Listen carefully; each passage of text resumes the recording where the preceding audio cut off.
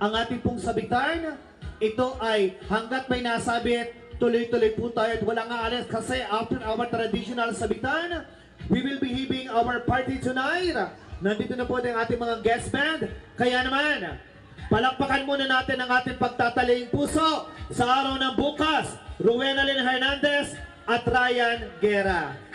Isang paalala ko sa inyo, Rowena Lynn at Ryan, alam nyo,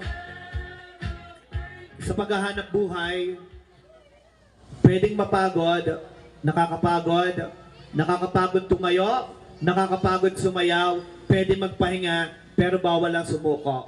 Okay? Ngayon naman, sa pagkakataong ito po, muli ko pong tatawagin ang ating pagtatalihing puso sa araw ng bukas para sa kanilang unang yugto na kanilang pagsasayaw din at ganoon din naman lahat ng ating mga kaibigan, mga